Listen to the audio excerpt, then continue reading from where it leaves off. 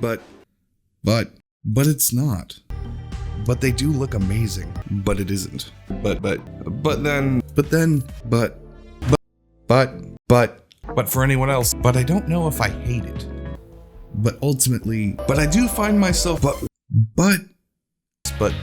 it's the wings here. But you might say, but I can't.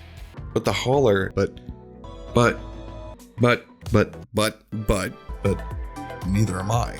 But I'm not gonna do that. But that's not really the right way to. But for the moment, but it does come with your choice of topping. But it does make the Viper exceptional. But I am curious, but whatever. But let's start with the basics. But not as much as it breaks mine. But it isn't. But none of that matters. But I don't want to. But I gotta tell you, but if we're judging by size and speed, but what if we judged it by its price tag? But I don't think that's true. But there are a few things that we should talk about. But I kinda want it to be. But I can admire its design. But it's probably not gonna be you. But I don't feel the same God of War bloodlust frenzy. But it's not the reason most people would fly this ship. But it's not useless. But being in the fighter doesn't make this any less wondrous. But it takes a lot more work to get it there than it should.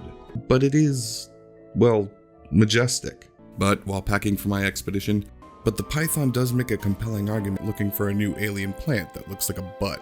But I still think I'd be enjoying it more. But it does feel a bit off.